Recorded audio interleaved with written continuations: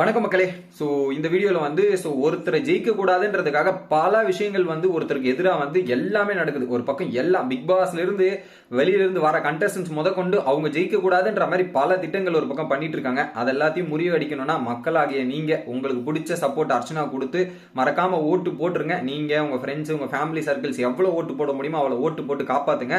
So மக்கள் ஓட்டு மக்கள் பவர் வெல்லணும்னா அதை நம்ம தான் பண்ணணும் அப்படின்றது நான் நினைச்சுக்கிறேன். ஸோ நிறைய பேர் கமெண்ட்ஸ் எல்லாம் கூட ஓட்டிங் ப்ராசஸ் வந்து ஓட்டு போக மாட்டேது, மிஸ்டு கால் போக மாட்டேதுன்னு வரும். பட் மிஸ்டு கால் போகலன்னா அது லைன் பிஸியா இருக்குன்னு அர்த்தம். நீங்க லைன் போட்டுக்கிட்டே இருங்க, திரும்ப திரும்ப போட்டுட்டே இருங்க. ரிங்கு போய் கட் ஆச்சுன்னா அது கணக்காயிரும். ஓகேங்களா? அதுல வந்து பாத்தீங்கன்னா கண்டினியூஸா ட்ரை பண்ணிட்டே இருக்குங்க, கேப் விட்டுறாதீங்க. அந்த நம்பர் பர்டிகுலர் கண்டஸ்டன்ஸ்க்கு மட்டும் ஓட்டு போட்டு அடுத்த கண்டஸ்டன்ஸ்க்கு போகாதீங்க.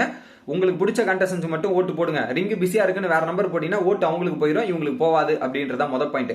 சரி, அதை தவிர்த்து என்னெல்லாம் நடந்தது அப்படின்றது பாத்தீங்கன்னா, ஒரு பக்கம் வந்து பயங்கரமான ஒரு பிளானிங்கோட தான் வந்திருக்காரு. எனக்கு என்ன முரண்பாடுன்னு பார்த்தேன்னா, வெளியே வந்து சரவணன் விக்ரம் வந்து இன்டர்வியூலாம் வந்து ஒன்று கொடுத்திருப்பார். ஓகேவா? இன்டர்வியூ கொடுக்கும்போது அவர் என்ன சொன்னாரு, டைட்டில் வினர் யார் ஜெயிக்கணும்னு சொன்னாரு, நிக்சன், விஜய் வர்மா, அர்ச்சனா ஜெயிக்கணும்ன்றத சொல்லியிருந்தார். எப்படி டைட்டில் வின்னர் அர்ச்சனா ஜெயிக்கணும்ன்றது சொன்னார். மாயா கூட அந்த லிஸ்ட்ல வைக்கல வெளியே இன்டர்வியூ கொடுத்ததுல. சரி, சடனா வீட்டுக்குள்ள வந்து இன்னைக்கு என்ன பேசுறாரு, நீங்க தான் ஜெயிக்கணும்னு நாங்க விரும்புறோம், நீங்க ஜெயிச்சா நல்லா இருக்கும்ன்ற மாதிரி வந்து பேசுறாரு. எபிசோடே அன்னைக்கு பார்க்கலன்னாரு. இப்ப வந்து நீங்க ஜெயிச்சாதான் வின் பண்ணும் அப்படின்ற மாதிரி சொல்லியிருக்காருன்னா, நான் வந்து அட்டாக் பண்ற மோட்ல தான் நாங்கெல்லாம் பிளான் பண்ணி வந்தோம். எப்படி அட்டாக் பண்ற மோட்லனா, நானு நிக்சன் இவங்கெல்லாம் ஐஷுலாம் வந்தா ஒரு அட்டாக் பண்ற மோட்ல தான் பிளான் பண்ணி வந்தோம். அக்ஷயாலாம் பிளான் பண்ணி தான் வந்தோம். யாரு அர்ச்சனா அட்டாக் பண்ற மோட்ல தான் இவங்க எல்லாருமே பிளான் பண்ணி வந்திருக்காங்க முழுக்க முழுக்க. அப்ப இந்த பிளானிங் எங்க நடந்திருக்கும், யார் சொல்லியிருப்பாங்கன்னு பாருங்க.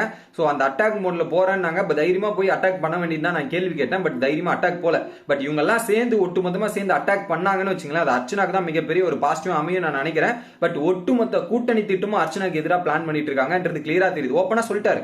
அதுலயும் ஒரு விஷயத்தை ஓப்பனா சொல்றாரு, போன வாரம் மாயா தான் எலிமினேட் ஆயிட்டு இருக்கணும் நாங்க நினைச்சிட்டு இருந்தோம். மாயா எலிமினேட் ஆயிட்டாங்கன்னா நாங்க இந்த வீட்டுக்குள்ளே வர வேணான்ற மாதிரி தான் திட்டம் போட்டிருந்தோம் எல்லாருமே. எப்படி மாயா எலிமினேட் ஆயிட்டா வீட்டுக்குள்ள வரக்கூடாதுன்ற மாதிரி திட்டம் போட்டிருக்காங்களாம். அப்ப கிளியராவே தெரிஞ்சுங்க, அவங்க கேங்ல மாயா மட்டும் தான் ஜெயிக்கணும். அதை ஜெயிக்கிறதுக்கான ஆதரவான எல்லா விஷயங்களும் நாங்க செயல்படுத்துவோம், அதுக்கான எல்லா வேலைகளும் பார்ப்போன்றது தான் இன்டைரக்ட் மீனிங். அது எல்லாருக்கும் தெரிஞ்சது. போன வாரம் மாயா தான் எலிமினேட் ஆக போறாங்கன்றது எல்லாருக்குமே தெரியும். பட் அதை சேனல் ஷஃபிள் பண்ணி இது பண்ணி வெளியே தூக்கிட்டாங்க. இது வந்து சரவணன் விக்ரம்லாம் எல்லாருமே பிளான் பேசினாங்களாம். நிக்சன், சரவணன் விக்ரம், ஜோவிகால இருந்து எல்லாருமே பேசியிருக்காங்க போல. நீங்க இந்த மாதிரி நீங்க இருக்கிறீங்கன்றதுக்காக தான் நான் வந்திருக்கோம், இல்லைன்னா நாங்க 1% உள்ள இருக்கணும் எவனுக்குமே வந்திருக்க மாட்டோம் அப்படின்னு சொல்லும் போது கிளியரா தெரியுதுங்க அதுல.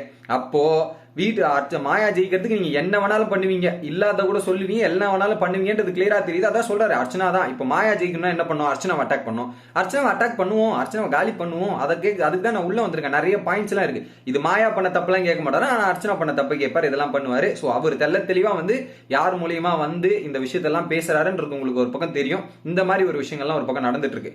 இன்னொரு பக்கம் வந்து பாத்தீங்கன்னா ஒரு குறும்படம் போட்டாங்க. குறும்படம் போட்டவொன்னே பாத்தீங்கன்னா என்டர்டைன்மெண்ட் பேசிஸ்ல அந்த மாதிரி குறும்படம் பார்க்கும்போது நல்லா இருந்தது குறும்படம். பட் அதுல அர்ச்சனாவோட ஃபேக்டர்ஸ் வந்து ரொம்ப கம்மியா இருந்தது. அந்த ஏவில அர்ச்சனாவோட ஃபேக்டர்ஸ் நேத்து எப்படி ஆக்ஷன் படத்துல வேற லெவலா இருந்ததோ, பட் இதுல நிறைய டான்ஸ், தீஸ்வரி கேரக்டர் எல்லாம் போட்டிருக்கலாம். பட் அதெல்லாம் வந்து கட் பண்ணி தூக்கிட்டாங்க எடிட்டர். இதுல வந்து அர்ச்சனா செக்மெண்ட் கம்மி, இதை வந்து அர்ச்சனா வந்து கம்மியா ஃபீல் பண்ற மாதிரி ஒரு விஷயம் இருக்கு. ஓகேங்களா? இதை பார்த்தோன்னே என்னடா நேத்து அப்படி இருந்து இதுல வந்து இல்ல, ஆல்ரெடி லோ ஆற மாதிரி இருந்தது, இப்ப திரும்ப லோ ஆற மாதிரி இந்த விஷயங்கள்லாம் ஒரு பக்கம் நடந்துட்டு இருக்கு. அடுத்து என்ன படம் வரப்போகுதுன்னு தெரியல.